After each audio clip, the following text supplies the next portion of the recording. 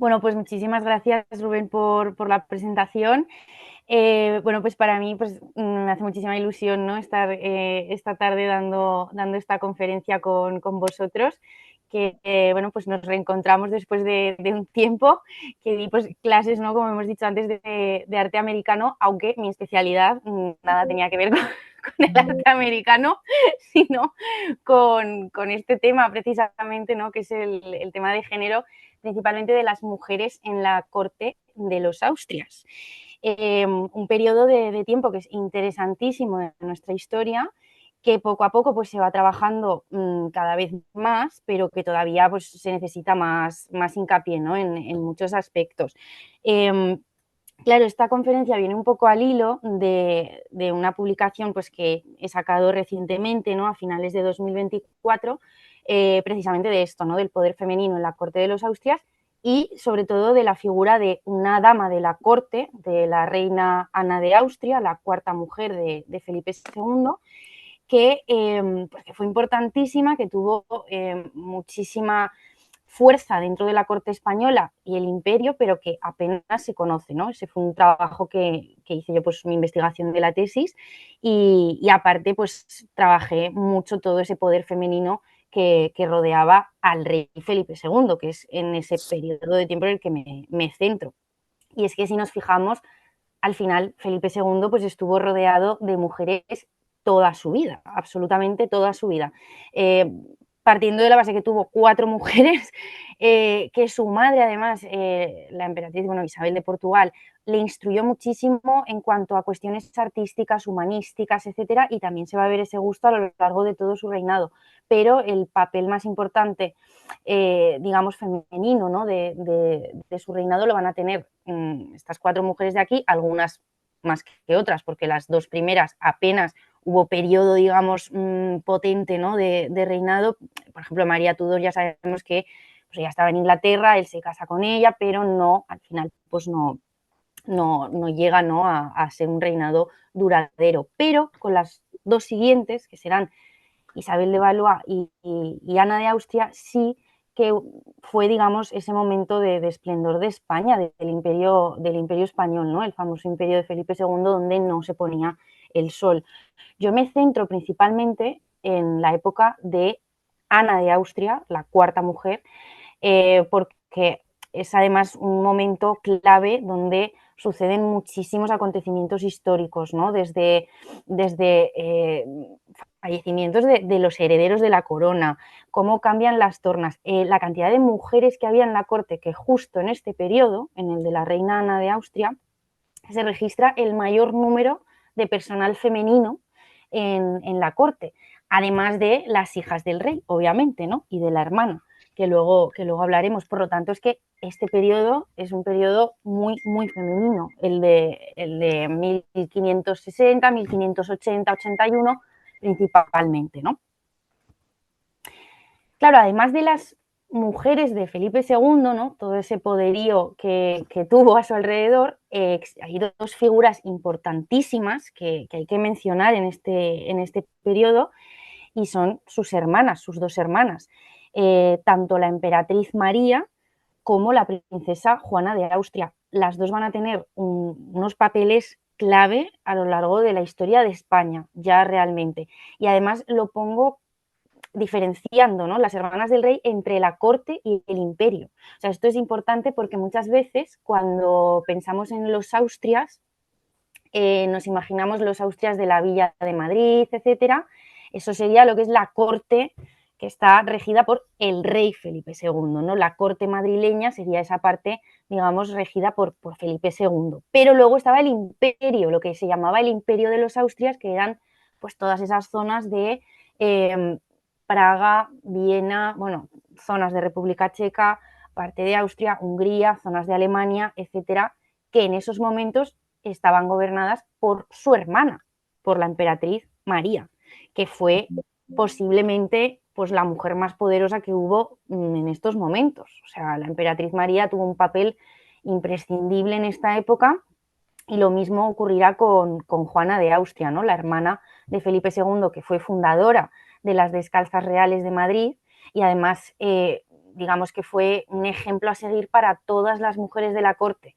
Además es que Juana tuvo un papel importantísimo porque fue regente de España cuando su hermano, Felipe II, se tiene que ir a casarse con María Tudor a Inglaterra. Entonces, claro, por orden de Carlos V, es Juana la que rige España. Con 19 años de edad, acababa de quedarse viuda y le toca semejante papel, ¿no? Y de hecho, este retrato, que es uno de los más bellos, ¿no?, que existen de la princesa Juana, la muestra Sánchez Coello como regente de España. Vemos aquí que lleva la cofia y luego esto que le sale aquí que parece como un mantón, no es un mantón, sino que son los cabos, es la terminación de la cofia que se colocaba como si fuese, se unía con un broche, ¿no? Como si fuese un mantón realmente, pero no lo era. Y aquí tenemos el broche en el que aparece el rostro de su hermano, Felipe II. Entonces, este retrato realmente nos está diciendo que, bueno, soy Juana, soy princesa de Portugal, pero estoy gobernando en nombre de mi hermano, y lo enseña, ¿no? Entonces, esto es importante también, ¿no? En esta época, cómo surge en el retrato femenino, pues una serie de claves, una serie de símbolos que son frecuentes en todos, ¿no? Y que hoy en día hemos perdido mucho la capacidad de saber leerlos, pero en la época se entendían, ¿no? Hoy en día tenemos un poco que rastrear más para saber qué nos quieren decir pues todos estos símbolos. Otras de las mujeres más importantes, sin duda, de la vida del rey, ¿no? y que tuvieron una importancia increíble en estos momentos son sus hijas, Isabel Clara Eugenia y Catalina Micaela. Aquí tenemos a Isabel Clara Eugenia, que será gobernadora de los Países Bajos, y Catalina, que será duquesa de Saboya. Es cierto que Felipe II siempre tuvo como más inclinación hacia Isabel Clara Eugenia, posiblemente, a ver, no más inclinación, él, al final eran sus dos hijas, pero es verdad que se le veía como más involucrado hacia, bueno, pues Isabel Clara, porque había sido la primogénita, ¿no?, de las dos. Siempre había estado ayudando a su padre con temas burocráticos. Ella fue una princesa de despacho, literalmente, le ayudaba con todo lo que podía. Fue buena consejera, como luego veremos, y realmente pues era pues uno de sus mayores tesoros, ¿no?, su hija. Este retrato además es muy especial porque la vemos vestida de blanco. Normalmente, bueno, sí existen retratos femeninos, ¿no?, vestidas de blanco, pero aquí Isabel Clara Eugenia es muy jovencita todavía, casi es, bueno, pues preadolescente, podemos decir, como vemos, y es el primer retrato en solitario que tenemos de ella y nos la presenta también Alonso Sánchez Coello como si fuera, digamos, la heredera al trono, ¿no? La única opción que tenía Felipe II en esos momentos, ¿no? Que, a ver, en esta época ya se había muerto supuestamente el heredero, es decir, el primer hijo varón que tuvo Felipe II, entonces estaba Isabel Clara Eugenia, sí o sí. Entonces, claro, aquí hubo, digamos, una propaganda favorable para Isabel Clara Eugenia. De este retrato, por ejemplo, se hicieron muchísimas copias y se enviaron por diferentes lugares de Europa para que se diera a conocer quién era la primogénita del rey y además pues ver que estaba en buena salud, etcétera, y que pronto ya entraría en esa edad un poco casadera, ¿no? Los retratos femeninos en las cortes servían muchísimo para esto. Un dato curioso de los retratos femeninos de estos momentos es que yo creo que tenemos una imagen un poco errónea de cómo se realizaban. Es decir, pues no sé si por películas, novelas, series, pensamos como que en estos momentos pues la infanta posaría delante de Sánchez Coello durante días, horas, etcétera, para hacer el retrato. Pero esto muchas veces no era así, ni muchísimo menos. Esto realmente el pintor tenía muchísimo trabajo y la infanta tenía su agenda propia también, ¿no?, en estos momentos. Entonces había veces que no podían estar posando durante horas. ¿Cómo se hacían estos retratos? A veces sí posaban durante horas y durante días al natural, pero en estos casos que eran retratos como de propaganda política, porque es para lo que los utilizaban, había otros sistemas porque se elegía cuidadosamente toda la indumentaria que se iban a poner, porque era, o sea, el retrato al final era mostrar tu identidad, pero también jugar muy bien tus cartas, ¿no? Y saber muy bien cómo querías que te viera el mundo realmente. Y más para una princesa, ¿no? Como era Isabel. Entonces, lo que hacían era, días previos antes de que posase para el pintor, el guardarropa de la infanta, que luego hablaremos de los cargos, ¿no? de la corte, pero el guardarropa era la persona encargada, pues, de todo el vestuario. El guardarropa, el guardajoyas, otro término, las damas más cercanas de la infanta, iban al taller del pintor con la indumentaria seleccionada para el retrato. Y entonces ahí, tanto el pintor como los aprendices observaban durante incluso un día o dos todas las prendas, todas las joyas que se iban a poner para ese retrato, ¿no? Entonces así cogían, pues digamos, o sea, las estudiaban literalmente para luego poder plasmarlas con total fidelidad, ¿no? Entonces esto es algo que normalmente no se sabe, ¿no? Pero es cierto que había un periodo de estudio de las prendas, de los vestidos y de las joyas con los que iban a posar. Y luego sí que llegaba el momento de posar, que a veces no posaban ni siquiera ni con la misma ropa ni con las mismas joyas, para no moverlas mucho de sitio, porque estas joyas, pues imaginaros, ¿no? Y incluso, ¿no? En estos retratos, pues por ejemplo, participaba más de una persona. Quiero decir, Sánchez Coello hacía las partes más reconocibles, es decir, pues la cara, las manos, etcétera, pero a lo mejor los detalles o el fondo o la silla se los dejaba a sus aprendices, porque él tenía que seguir trabajando en otras cosas.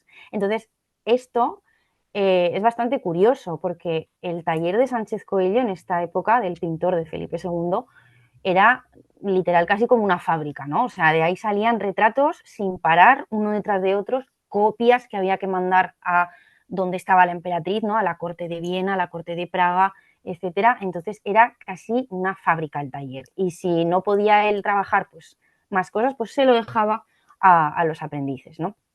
Y luego el retrato de Catalina Micaela, este sí que está realizado supuestamente, supuestamente, porque sigue habiendo dudas, sí que está realizado al natural, podemos decir, porque fue el año en el que se casa Catalina con el duque de Saboya.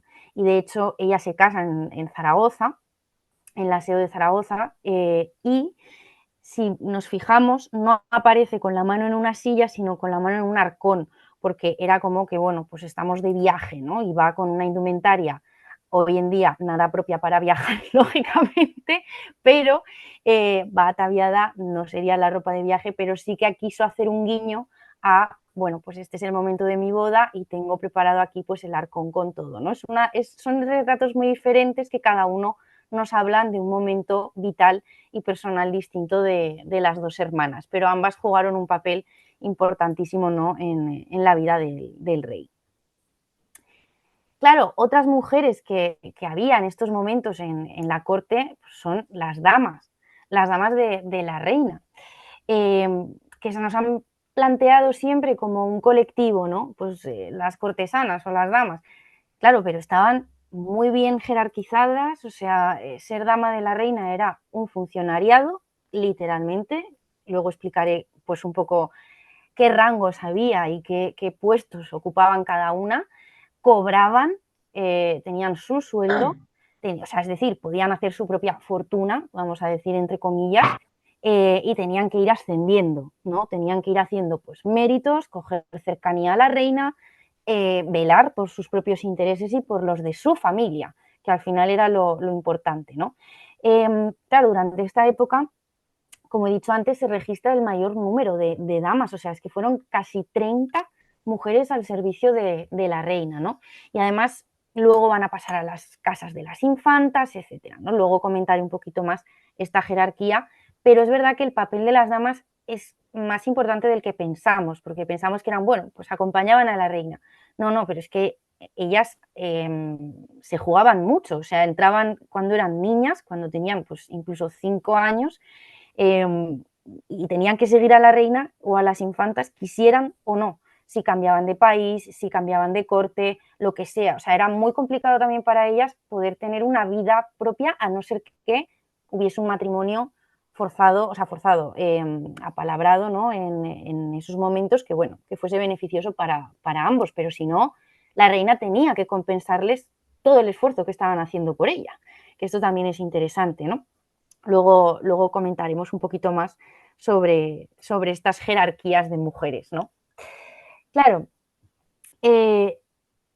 contar la vida de una dama de palacio, ¿no? Es al final viajar mucho, porque como he dicho antes, estas mujeres seguían a la reina y a las infantas allá donde fueran, ¿no?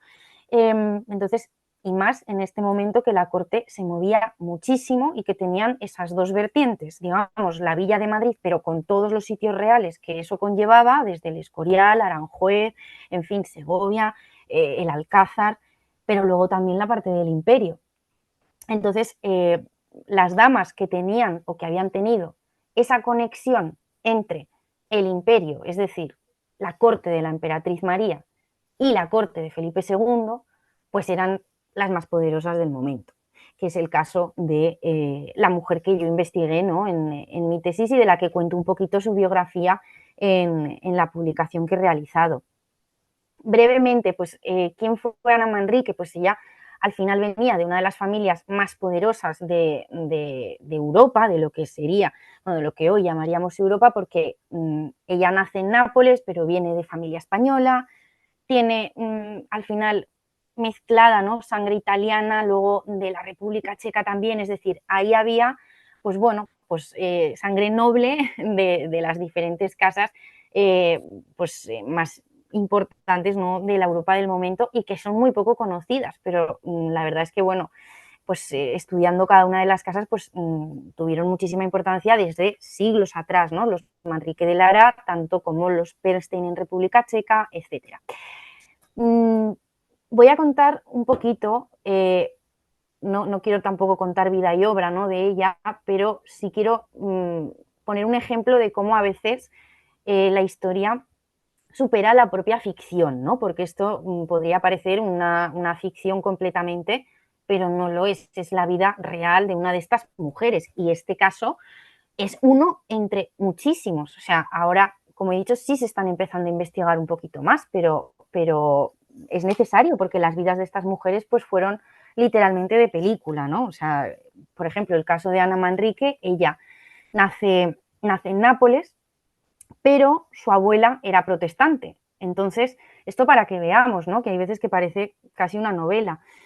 La abuela de Ana Manrique era protestante, entonces era perseguida por la Inquisición, la estaban persiguiendo.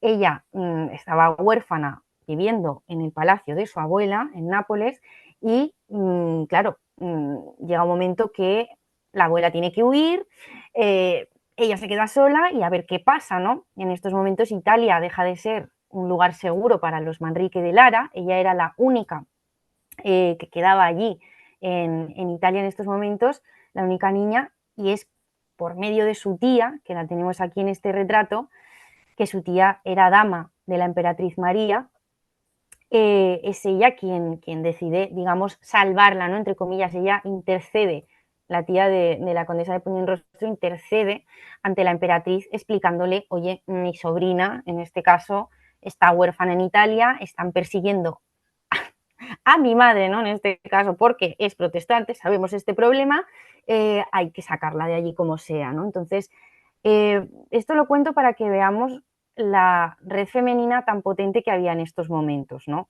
Desde esos, porque la tía de la condesa, ¿no? de Ana Manrique, era también una mujer poderosísima del imperio, era la mano derecha de la emperatriz y tuvo un poder tremendo, o sea, es que incluso llegó hasta a gobernar, digamos, entre comillas, cuando la emperatriz estaba ausente. Entonces, posiblemente fueron las dos mujeres más poderosas del imperio, ¿no? de los Austrias. La emperatriz da la orden de que la saquen de Italia a la niña que tenía 5 años. Y desde esos momentos, Ana Manrique, con 5 años de edad, abandona su ciudad y la llevan los hombres de armas del general de Milán, la llevan en un viaje por media Europa con 5 años hasta la corte de Viena, como protegida política prácticamente de la emperatriz María. Claro, o sea, viaja de incógnito. Esto dices, parece una novela, pero no, o sea, está la evidencia documental y sabemos que esto es cierto, ¿no? Entonces, claro, dices, madre mía, las vidas de estas mujeres desde pequeñas ya, cómo podían ir un poco a la deriva sin ellas saber dónde iban, porque al final Ana Manrique no sabía, ni siquiera había visto ni a la emperatriz María, ni siquiera a su tía. O sea, porque claro, hoy en día, pues bueno, pues tenemos muchos más medios de comunicación, pero en esta época no las había visto nunca. Entonces ya cuando llega a la corte de la emperatriz María, siendo una niña, ya tiene un nuevo oficio, que es el de menina, que pues, siempre tenemos en mente, ¿no? la obra de Velázquez, ¿no? De las meninas, que la palabra menina viene del término niña en portugués, es una palabra portuguesa, y hace referencia a todas estas niñas que con 5 años, pues es que entraban a servir a reinas, a emperatrices, y decías, claro, si son unas niñas, Dios mío, pero ya entraban con un oficio, ya se las instruía poco a poco y de ahí ya no iban a salir de la corte. Las que entraban como meninas luego iban subiendo, pero claro, los primeros puestos de estas niñas pues tenían que ir aprendiendo poco a poco lo que era el servicio de una monarca, lógicamente, porque con 5 años pues tampoco vas a poder hacer mucho, ¿no? Entonces las tenían, pues por ejemplo, en el servicio de comidas, mientras iban aprendiendo modales,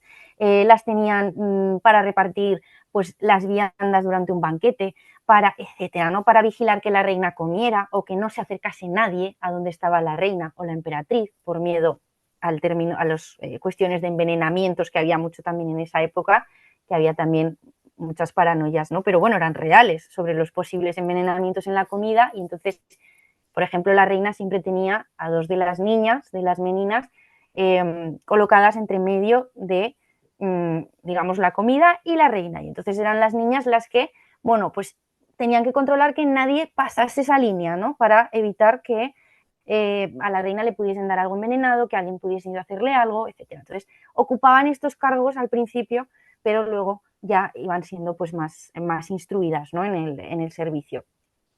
Claro, el caso, por ejemplo, de Ana Manrique es un ejemplo de lo que pasaba, ¿no? Con estas mujeres. Al final, durante sus años en la corte de la emperatriz, ella estudia y se educa con la futura reina de España, que va a ser Ana de Austria, ¿no?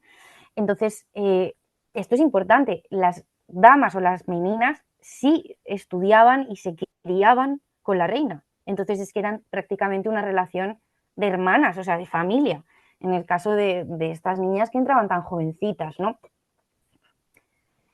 En la corte de Praga y Viena, claro, Ana Manrique pues estuvo con sus familiares, que fueron pues también mujeres importantísimas. Tenemos aquí a Juana Pernstein o Polisena Pernstein, que fue princesa también, y ambas tuvieron un papel bastante importante. No me puedo meter porque al final merecen un estudio individual todas estas mujeres de la corte, pero digamos que ejercieron casi un rol de embajadoras casi políticas, o sea, porque se inmiscuían en los asuntos de las cortes, intentaban tener privilegios para, digamos, para su familia, para su título, para... Entonces, al final mediaban mucho, ¿no? Entre lo político y lo religioso. Y son, al final, mujeres pues que merecen todas ellas un estudio pues muy individualizado, ¿no? De cada una de ellas y de lo que hicieron. Todos estos retratos, ¿no? que yo voy poniendo comparten un poco la misma simbología, si nos fijamos, ¿no? Que son pues también los de las salas, por ejemplo, del Museo del Prado, donde están pues todos los retratos de los Austrias, etcétera, todos tienen una misma simbología y es que es en esta época realmente cuando se forja esa imagen de los Austrias, esa imagen del retrato tan característico, del retrato cortesano que llamaremos, ¿no? Y además, una cosa importante, y es la indumentaria. Hasta ahora, es verdad que sí que existía indumentaria española, pero no era una mezcla de muchas culturas, de muchas tradiciones, etcétera. Es en estos momentos, en la época de los Austrias, y a través de la influencia que ejercerán las mujeres de la corte, tanto las reinas como las hermanas del rey y las damas, cuando se establece realmente el vestuario o la indumentaria a la española, que esto es importante, Por ejemplo, a mí me gusta mucho este fragmento de una crónica o de una misiva, ¿no? de un embajador alemán que va a la corte española y las describe muy claramente, ¿no? Y con palabras además bastante potentes a las mujeres de la corte. Dice: altivas y soberanas, con semblante de dignidad y de distancia, de negro terciopelo o de tafetán, guantes de ámbar, cadenas de oro y diamantes, a la española. Todo eso simbolizaba a la española, ¿no? Ese vestuario a la española, el negro, sobre todo el terciopelo, pero también la seda y principalmente esa mezcla de el negro con el dorado, con las cadenas, etcétera. El color negro era el símbolo del lujo absoluto. Esto jugará en contra de la fatídica leyenda negra de Felipe II, que le llamaban el demonio negro del Mediterráneo por el ir vestido de negro, ¿no? Esto, claro, no tiene nada que ver, simplemente es que el negro era el color más caro, el pigmento, no solamente por el pigmento y por la tela, etcétera, sino también el mantenerlo. Entonces era un símbolo del lujo absoluto. Y luego hay otra cosa, y es que siempre se suele decir que estos retratos, que los retratos de la corte de Felipe II son austeros y que era una corte austera. Y esto sería un error, porque, o sea, en vez de austero, sobrios sí, pero hay veces que se utiliza el adjetivo austero como sinónimo de sobrio, y no es lo mismo. O sea, austeridad es, bueno, pues parco en algo, ¿no? Esto no es parco en nada. Aquí estas mujeres llevan diamantes, llevan terciopelo, llevan oro, llevan plata, esmeralda, rubí, llevan de todo. Entonces es sobriedad, ¿no? Pero no austeridad. Y en la corte igual, como luego veremos, pero es algo que siempre se ha dicho como de carrerilla, la corte austera de los austrias, nada, austeridad, nada. Claro, luego viene este momento en el que, por ejemplo, ¿no? En el caso de Ana Manrique, entra a la corte española ya como menina de Ana de Austria, que ya se casa, ¿no? con Felipe II en 1570, y claro, pues la tiene que seguir, ¿no? Tiene que seguirla desde el imperio, desde Viena concretamente, hasta España. Y la reina Ana pues viene con un séquito enorme de damas, etcétera, ¿no? Y es que esto era muy complejo. Cuando venía una nueva reina, había que organizar la casa de la reina, que era una institución independiente a la de la casa del rey.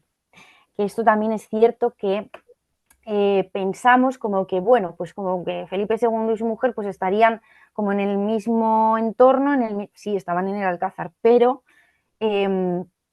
las casas eran diferentes. Estaba la casa del rey y la casa de la reina, como dos instituciones separadas.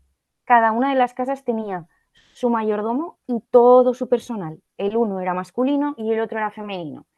Y cuando las niñas, Isabel, Clara, Eugenia y Catalina, eran más mayores, también tuvieron su propia casa, que era la casa de las infantas. Entonces, imaginaros la cantidad de personal femenino cuando estaba la hermana del rey, la reina y las dos hijas. O sea, era como 4 casas ahí, ¿no? Con 3 casas femeninas ahí potentes, cada una con su servicio. Entonces, claro, esto para, digamos, el mayordomo real, que era el que organizaba todo esto y todo el servicio junto al secretario, etcétera, del palacio, bueno, de la corte, era tremendo. Todo el caos que se podía armar, ¿no? Organizando el personal de las casas.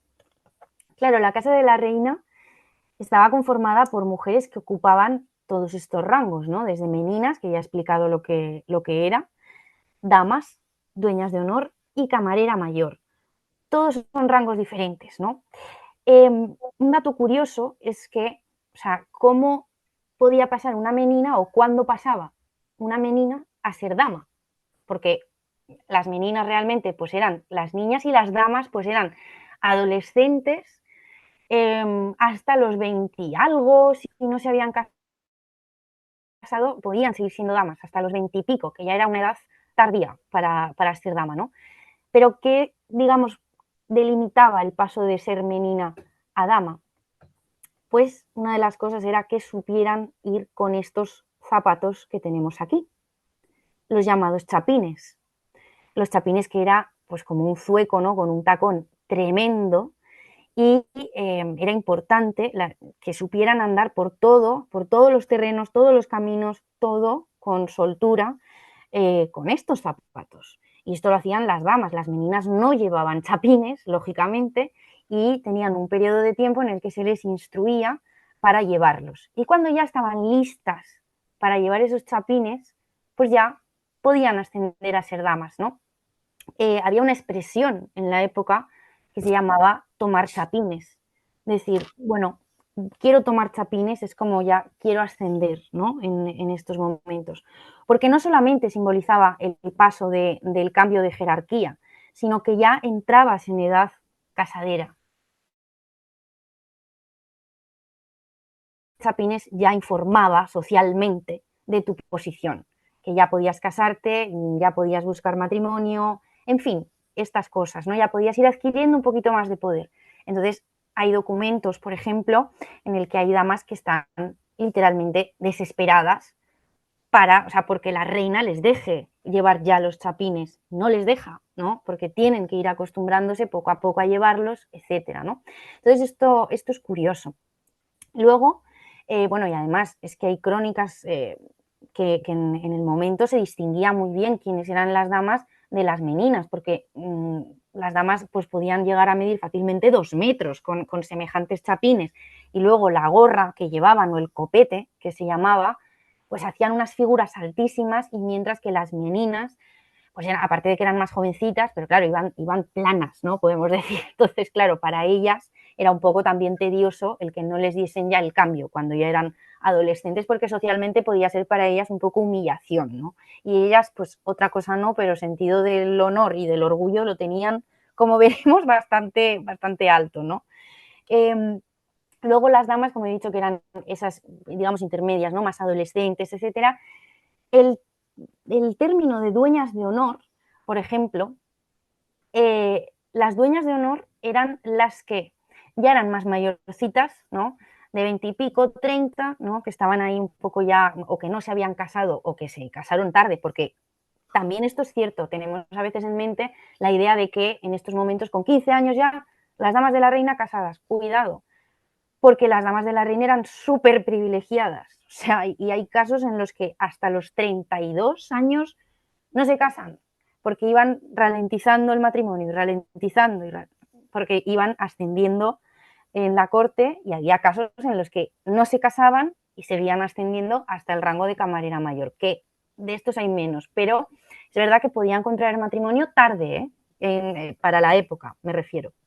Las dueñas de honor velaban por la seguridad de las pequeñas, de las damas pequeñas, aparte de que iban teniendo cada vez más cercanía a la reina, se encargaban, por eso es el término de dueña de honor, se encargaban del honor y de la honra de las adolescentes, ¿vale? Hablando en plata, ¿no? En este caso, entonces tenían como que velar por ellas.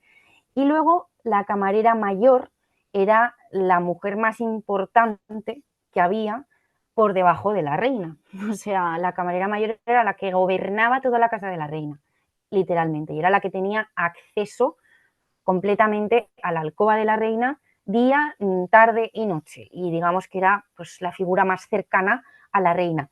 Eh, al final la reina podía elegir quién era su camarera de honor, y normalmente eran mejores amigas, básicamente, de toda la vida. Pues obviamente si tienes que, al final era una cuestión de inteligencia, ¿no? Por parte de las reinas, si tienes que elegir a una persona, o sea, si tienes que tener a una persona que esté entrando en tu alcoba y que la tengas que tener constantemente 24 horas contigo, día, tarde y noche, y que te vista, te arregle, todo, pues que sea una amiga, ¿no? Que sea alguien de tu confianza. Normalmente lo eran, pero hay casos en los que no. Hay casos en los que el rey no pone a la mejor amiga, o digamos que intercede para que no haya, digamos, esas amistades entre la reina y la camarera de honor, ¿no? Eso ocurrió con Margarita de Austria, que no le permitieron, digamos, que su mejor amiga fuese su camarera de honor, ¿no? Y eligieron a la mujer del duque de Lerma, ¿no? de muchos casos que hubo. Claro, en esta época en la que coincidió Ana Manrique, ¿no? en la corte de los reyes, claro, fijaros qué personalidades, ¿no? Pues la pintora Sofonis Banguisola, la princesa de Éboli, ni más ni menos, que también fue dama, pero de la anterior reina de Isabel de Valois, etc. Otro punto curioso de estos momentos es que hoy en día utilizamos muchas expresiones en nuestro lenguaje diario que vienen de la casa de la reina, de estos momentos. Como por ejemplo, voy a explicar algunas que no son tan conocidas, ¿no? Como el término azafata. Claro, azafata viene de estos momentos. La azafata en la casa de la reina era la dama que llegaba todas las mañanas con el azafate, que el azafate era una bandeja donde había, pues digamos, esa jarra de agua, luego otra con aceites, etcétera, y se encargaba del cuidado o de la higiene de la monarca. Entonces era esa dama cercana a la reina que todas las mañanas llegaba con el azafate, que se llamaba así. Entonces, por eso se llama azafata, ¿no? Hoy en día lo utilizamos para pues eso, pues lo que la propia palabra indica, ¿no? Tanto azafata de vuelo, de lo que sea, pero viene de estos momentos. El término, por ejemplo, vivir del cuento. Vivir del cuento es una expresión que hoy en día pensamos que, o sea, el significado con el que la utilizamos hoy en día es correcto, ¿no? Vivir un poco del aire, vivir de contar mentiras, vivir de... Esto está correcto y se puede decir, lógicamente, pero el origen no es ese. El origen viene de la casa de la reina. Y es que todas estas damas, todo este personal femenino, como he dicho antes, tenían un sueldo. El sueldo se llamaba el cuento de dama. El cuento de la palabra cuenta, lógicamente, de cuenta numérica. Entonces, se llamaba así, el cuento de dama.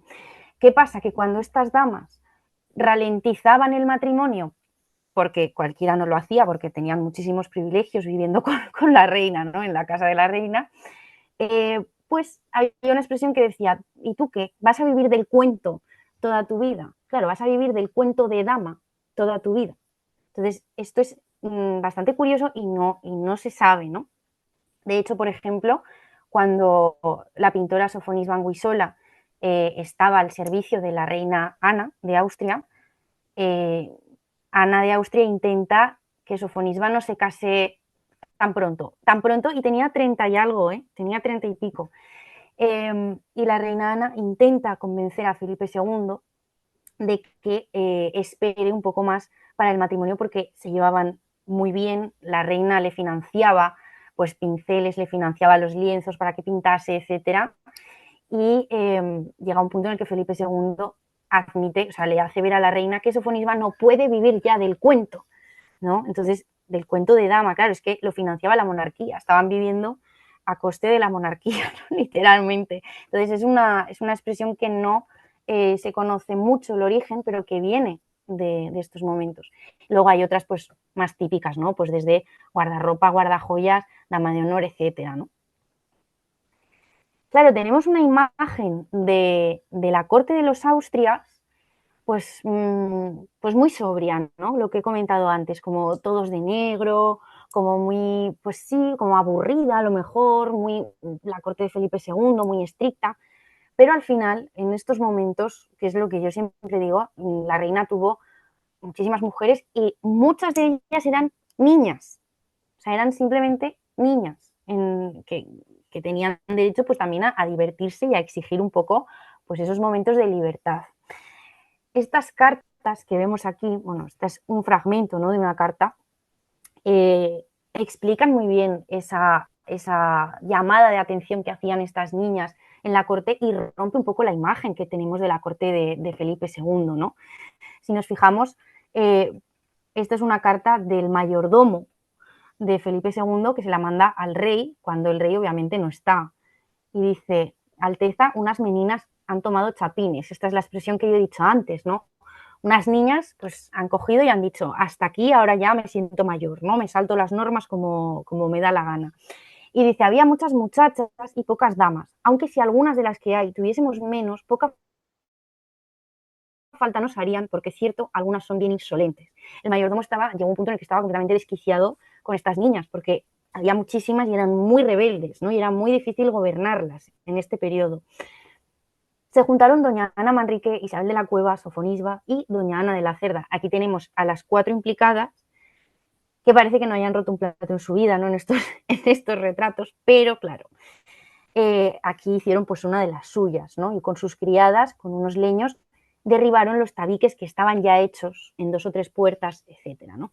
Rompieron las celosías y otras echaron abajo, diciendo que de mejor gana romperían las cabezas de los que lo habían ordenado. Ahora explico un poquito esto. Claro, ¿qué ocurría aquí? Cuando el rey Felipe II se iba de algún sitio real, dejaba a veces a la reina y a las damas solas, ¿no? Entre comillas. Lo que hacía era colocar celosías en los corredores, celosías de madera, que eran temporales, luego eso se quitaba, pero las ponía para evitar que las damas pudiesen contar o pudiesen, digamos, contar alguna cosa que no debían, hablar con quien no debían, que aún así lo hacían, pero era una medida un poco de tenerlas controladas, enrejadas, literalmente, ¿no? Entonces llegó un momento en el que estas niñas ya se cansaron y cuando la reina se va a dormir deciden romper todas las celosías de madera en un ataque de ira y de rabia, y bueno, pues la arman bastante en estos momentos, ¿no? Esto se lo informa, ¿no?, el mayordomo a Felipe II y la anotación de Felipe II es muy parcial, ¿no?, pero bien clara. Me ha parecido muy mal todo, si llevan este camino las haré enviar a su casa y que nunca más vuelvan. Claro, Felipe II no se mete en castigar a las damas porque era el personal de su mujer, entonces se lo deja a su mujer que las castigue. La reina no las castiga una vez y en el mismo día ya les levanta el castigo porque hay que entender que la reina Ana de Austria tenía 19 años. Entonces, bueno, pues también era otra niña, ¿no? Y aunque estos sucesos es verdad que trastabillaban un poco la imagen de poder que podía tener la reina en la corte, porque muchas veces las niñas se la comían, literalmente, pero la reina fue bastante permisiva con ellas. Tenemos 1000 ejemplos, o sea, que yo encontré en cartas, ¿no?, manuscritas del mayordomo, que las damas eran tremendas, ¿no? En este caso, como las burlas, los casos de las burlas a los caballeros, que esto es tremendo, ¿no? Vuelve a ser el mayordomo y vuelve a informar a Felipe II, ¿no? Dice, aunque yo conocí a algunas damas bien desasosegadas, ninguna comparación hay a lo de ahora, porque tienen la mayor maestría para soltar insolencias e insultos que se pudiera hallar en el mundo. Claro, o sea, ya estaba desquiciado. Y nos dice, su majestad la reina no se hallará al hábito, bueno, ¿qué quiere decir esta carta? Lo de el hábito de no sé qué, esto era una ceremonia, es decir, cuando a un caballero le concedían, por ejemplo, la Cruz de Santiago o alguna orden militar, alguna orden caballeresca, se hacía una ceremonia en la que participaban los reyes, una ceremonia casi de investidura, ¿no? Entonces había, digamos, un protocolo muy marcado, muy solemne, que a estas niñas pues les causaba la mayor risa del mundo verlo. Entonces, y no se ocultaban, ¿no? Entonces es lo que está diciendo el mayordomo.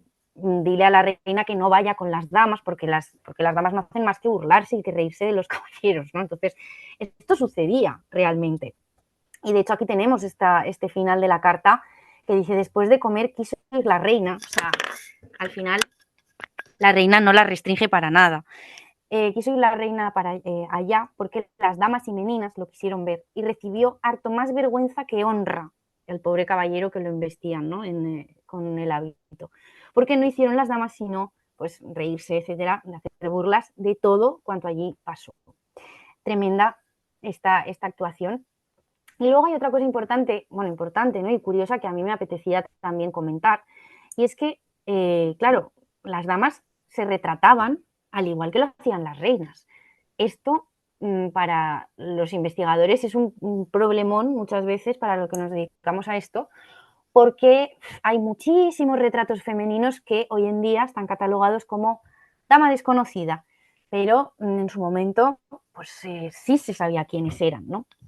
El caso es que investigando algunos retratos femeninos, ¿no?, de esta época, se veía a veces algo que yo comentaba con otros compañeros investigadores, se veía algo en los retratos que no cuadraba, ¿no?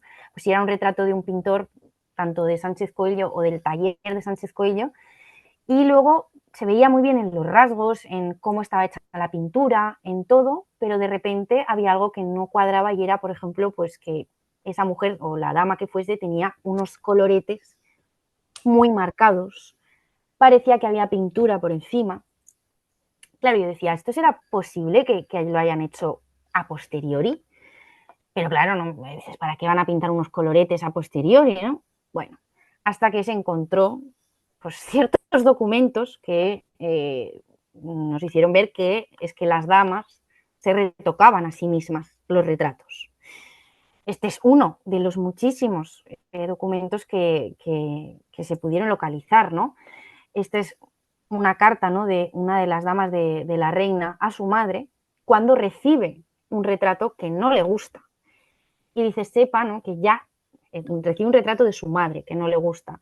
Ya ha retocado las manos del retrato, que le pusieron un color, o sea, ella misma, la dama, que le pusieron un color oscuro de más y no tiene las manos así, sino más blancas y hermosas. Mi buena amiga doña Hipólita ya me ha dejado coger el pincelico y voy a subir la color del rostro, que parece que estamos harto enfermas. Bueno, es decir, ellas cogían el pincel y se retocaban lo que no les gustaba. Daba igual que fuese del pintor, del pintor del rey, de Sánchez Coello, de quien sea. Si no se veían bien, ellas cogían el pincel y se pintaban. Claro, esto es tremendo, o sea, es muy divertido, pero claro, luego dices, madre mía. Y sigue, ¿no? Y sigue un poco con un poco una lengua un poco viperina y dice, cosa peor no he visto que los abaninos que le han puesto a la Luisa, entre comillas, de Mendoza, condesa de Santaña, que parece una giganta. Bueno, palabras bonitas pocas tenían estas niñas, ¿no? Aquí tenemos a la damnificada de ese retrato, que es la condesa de Saldaña.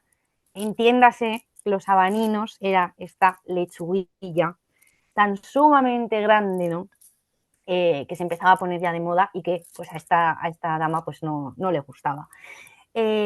Esto es importante, ¿no? El hecho de que las damas se retocasen a sí mismas. No hemos inventado nada realmente, ni Photoshop, ni absolutamente, ni los filtros, nada. Claro, y podemos pensar, bueno, pero ¿y por qué se retocaban si no? O sea, hoy en día estamos mucho más expuestos a que nos vea todo el mundo, pero en esa época tal vez no. Bueno, en este caso, los retratos que recibían las damas se colocaban en la galería del Alcázar, en la galería de las damas, que se llamaba del Alcázar, que era como una especie de corredor, porque muchas no tenían habitaciones propias, sino compartidas, y ahí no les cabía los retratos, los objetos, todo, y los iban colocando casi pues como, pues sí, en una galería iban colocando fuera los retratos de cada una. Entonces, esos retratos los veía todo el mundo. Los veía la corte, los veían las otras niñas, los veía todo el mundo. Entonces, si una no se veía bien, cogía el pincel y se retocaba, literalmente, ¿no? Esto que parece también un poco de broma, pues tenemos la evidencia de que efectivamente eran tremendas y lo hacían. Claro, en esta época sucede un acontecimiento bastante grave, en 1578, que trastoca pues toda la casa real, literal, toda la corte, ¿no? Que es el asesinato de Escobedo, del secretario de Juan de Austria. Instigado, ¿no?, el crimen pues tanto por Antonio Pérez, bueno, por la princesa de Éboli, Antonio Pérez, etc.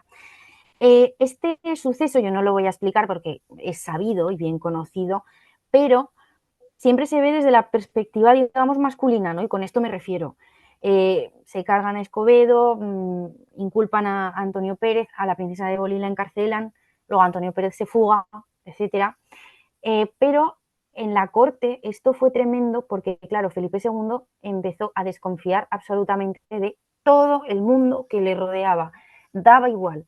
Damas, pajes, su mujer, daba igual, sus hijas, daba igual. Entonces, Felipe II empieza a aplicar una política pues un poco policíaca, podemos decir, dentro de la corte.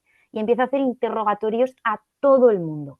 Fueron interrogadas todas las damas de la corte para saber si ellas tenían o habían tenido algo que ver con Antonio Pérez, porque Antonio Pérez las intentaba cortejar prácticamente a todas, de eso se sabe, aún estando casado, daba igual, se intentaba acercar a todas las damas de la corte, principalmente porque no era tonto, lógicamente, como ya sabemos, se acercaba a las que más cercanía podían tener a la reina.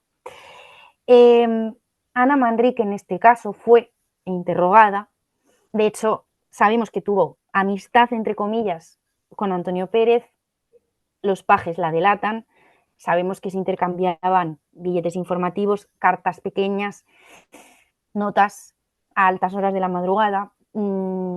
Poco más se puede saber al respecto, más que, bueno, pues sí se intercambiarían informaciones, sí que tenían una relación, vamos a dejarlo ahí, porque los pajes la acusaron de que efectivamente había una relación entre ellos y que posiblemente ella podía haber dicho algún secreto que no debía o lo que sea, ¿no? El caso es que la reina Ana de Austria intercede por su dama, en este caso, por Ana Manrique, y no fue castigada. Esto es una cosa bastante extraña, porque Felipe II tomó represalias con todo el mundo. Sabemos lo duro y lo tremendo, ¿no?, que fue en este caso con la princesa de Éboli, de hacerla presa de por vida. O sea, para ella fue una cadena perpetua y ya no salió. Primero en Pinto, luego en Pastrana, y ahí se murió. Y con Ana Manrique no fue así, porque la reina intercede. También era muy jovencita, en estos momentos pues tenía 17, 18 años, ¿no? Pero la reina, digamos que la protege. Y esto es raro, ¿no? Esto sí que es bastante importante y nos da un poco pie a ver el poder que podían tener estas mujeres. También porque, cuidado, en este caso Ana Manrique estaba relacionada con todo el imperio de los Austrias por parte de madre, ¿no? Entonces, claro, tampoco convenía mucho, ¿no? En este caso. Entonces, aquí, en términos políticos, ellas podían tener la última palabra. Y esto se ve, ¿no?, en este suceso. ¿Qué ocurría cuando casaban a una dama de la reina, ¿no? ¿Quién se beneficiaba más? Digamos, el futuro marido o la dama, o cómo iba esto. En el caso, ¿no?, de Ana Manrique estaba bien claro. Ella aportó una dote de novia. La dote de novia es lo que aportaban pues en joyas, etcétera, ¿no?, que tenían que sumar una cantidad, que es en lo que entregaban al matrimonio. En el caso de Ana Manrique fue una de las dotes, si no la más elevada, que hubo en la corte, por temas familiares, etcétera. Su dote salvó las deudas de todo el condado de su futuro marido, el condado de Puñonrostro, que eran tierras de Segovia, Zamora, Madrid, etcétera. Esto para que nos hagamos una idea, ¿no? Saldó deudas de años la dote que lleva ella. Esto era un poco peligroso para las damas porque ellas entregaban una dote muy alta y siempre estaba el temor de que su esposo no la supiera gestionar. Porque hubo casos de damas en los que, bueno, pues los esposos pues se malgastaron la dote, no controlaron bien el dinero y, bueno, pues no hubo bancarrota, pero casi, ¿no? Entonces, las damas se tenían que cuidar muy mucho de, si era un matrimonio, digamos, agendado, un poco orquestado, que eran todos, de tener sus propias capitulaciones, de tener sus propias negociaciones, ¿no? Y esto es lo que ocurre con Ana Manrique. Ana Manrique se sienta con Felipe II y con el duque de Lerma, que era uno de sus mejores amigos, ¿no? Y redactan unas condiciones que son interesantísimas de leer, de decir, bueno, si tú te mueres antes que yo y tal y cual y no sé qué, tú me tienes que devolver un tanto por ciento de esto, un tanto por ciento de lo otro, restitúyeme la dote, si no me gusta la casa donde voy a vivir, quiero otra, si no tengo espacio para todas mis cosas, quiero una casa para mí con todas mis... Es decir, una serie de condiciones que eran tremendas, que a uno le da un poco un vuelco de decir, madre mía, o sea, sí, me voy a casar con una dama de la reina que tiene la mayor fortuna de la corte, pero cuidado, cuidado, porque como se incumpla esto, va el rey detrás. Y esto es lo que ocurrió, ¿no? En este caso, de Ana Manrique, que se casa con el conde de Puñonrostro, él fallece muy pronto, ella se queda viuda y le tienen que restituir toda la dote, pide que le dejen utilizar el título, es el hermano del conde, es decir, su cuñado, quien tiene que terminar de restituirle toda la cantidad de dinero que le debían. Entonces, al final, entre eso, y otras cuestiones que le debían de cosas familiares, pues en el caso de Ana Manrique se convierte pues, en una de las viudas más ricas de Madrid, ¿no? Tal es el caso que pues se compra una casa, como luego veremos, etcétera, ¿no? Dentro de las dotes de novia había objetos, hay objetos, ¿no? Cuando una se encuentra en un archivo con una dote de novia, es un inventario de bienes que describen los objetos de arte, ¿no? Que se entregan. Y había objetos muy raros en la dote de Ana Manrique, como por ejemplo las joyas de la muerte, que se llamaban, ¿no? Claro, yo leí en un inventario de ella, ¿no? De la dote, que ponía un pinjante, el término pinjante es colgante, ¿no? Hoy en día colgante, pero claro, en la época podía ser un pendiente, un broche, algo que cuelga, ¿no? Literalmente, en joyería, que es una caja, una cajica de oro con un esmalte negro, perdón, con esmalte negro y por dentro un esqueleto blanco entero con su tapa, una caja de esmalte entre lazos de oro como una reliquia de la muerte. Claro, yo leí esto y dije, ¿esto qué es? Esto es un ataúd, pero ¿de qué tamaño? Pero ¿y esto, no? Y luego unos pinjantes con una cabeza de esqueleto, media cabeza humana, con huesos de marfiles, alabastros, esmaltes y plata. Claro, este tipo de joyas se pusieron muy de moda en esta época, que luego se llamará las joyas del Memento Mori, que son estas de aquí, o sea, estas están en Londres, por ejemplo. Este esqueleto es literal, como el que se describe en el inventario de Ana Manrique. Esto se podía llevar colgado del cuello, de un pendiente, de una pulsera, de un rosario, de donde quisiera, ¿no? Es como un colgante, pues como hoy en día, ¿no? Las pulseras que vas añadiendo, que no me sale ahora cómo se llaman, pero que vas añadiendo cuentas, ¿no? A la pulsera. Entonces, estos objetos están en Londres ahora mismo, pero es un tipo de joyería extrañísima, pero que en España estaba muy de moda. ¿Qué pasa? Que las damas no se retrataban con esto, no hay ningún retrato de damas que aparezcan con estos colgantes de calaveras ni nada por el estilo, ¿no? Esto era algo más, digamos, que se utilizaba en la intimidad, algo más privado, porque tenía esa conexión con la oración, con el reflexionar sobre la vida, sobre la muerte, rezar, etcétera, ¿no?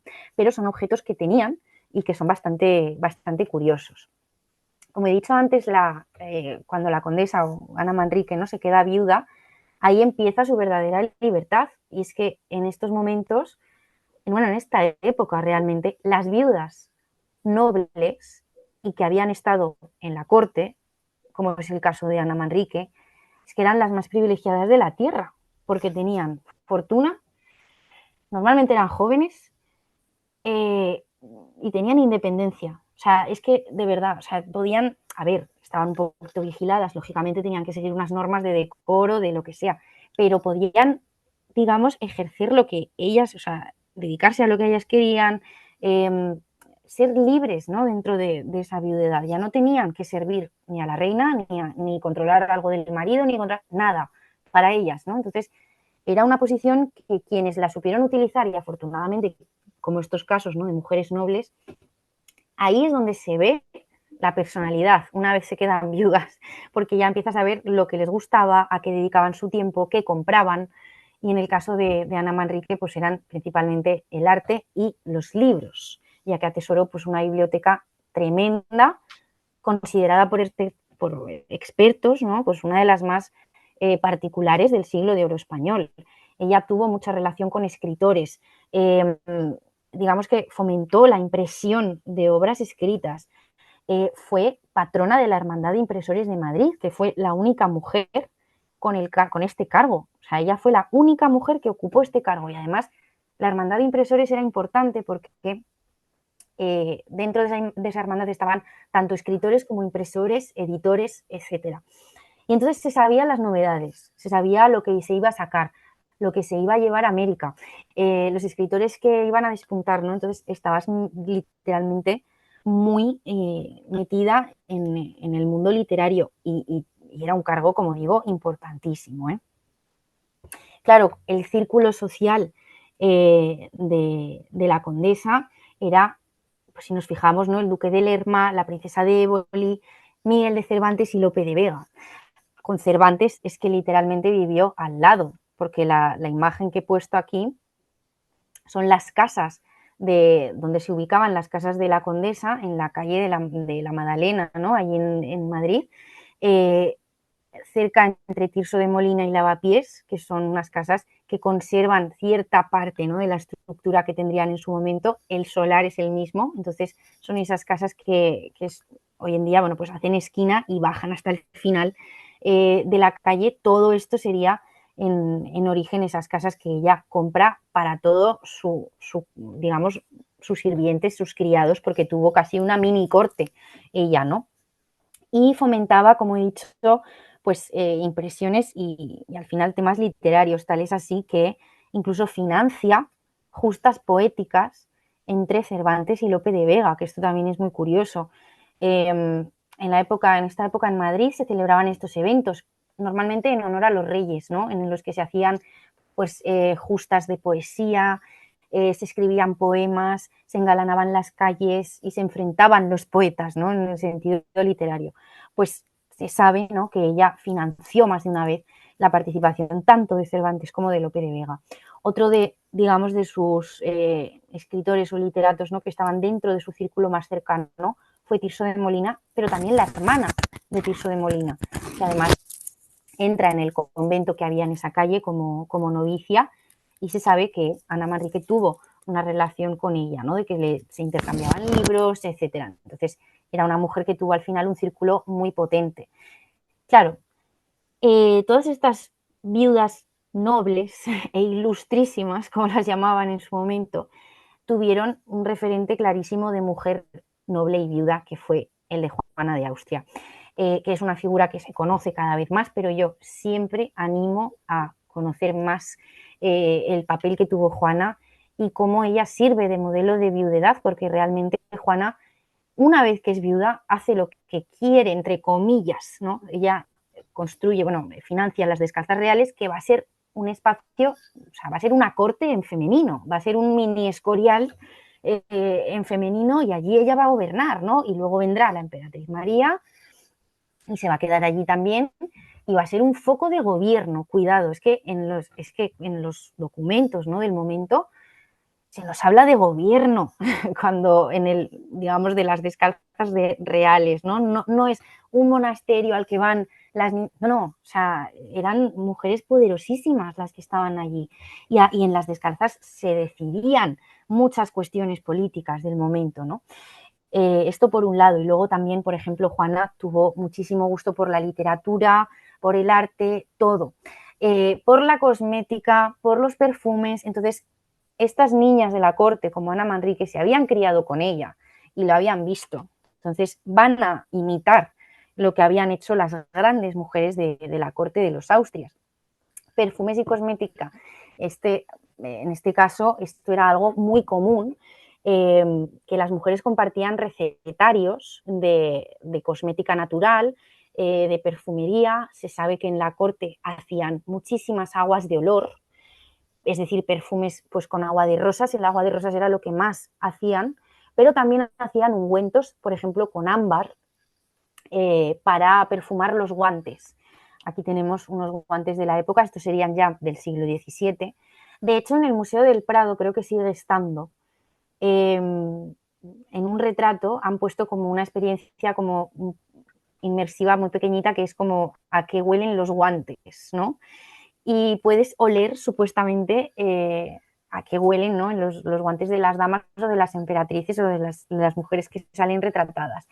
Y es que perfumaban, ¿no?, al final con ámbar, con productos vegetales. Bueno, hacían unos ungüentos para evitar que oliese la piel del guante, y además también fomentaban que el hecho, o sea, cuando iban moviendo la mano, cuando tenían que dirigirse a alguien, digamos, saliese, ¿no?, ese perfume de los guantes. Los guantes perfumados era un objeto, vamos, cotidiano, ¿no? Y de hecho, estas mujeres se podían cambiar hasta 4 veces al día o 5 veces al día de guantes. De hecho, en los inventarios es lo que más hay, literalmente, ¿no? Guantes. Claro, estas recetas, en este caso, además, estas son de Ana Manrique, de la Condesa de Puño en Rostro, que ella fabricaba en su casa, en esas casas que yo he puesto en la imagen, ¿no? En la parte alta ella tenía, digamos, casi un laboratorio, podemos decir, ¿no? Y ahí se dedicaba a hacer ungüentos, perfumes, aguas.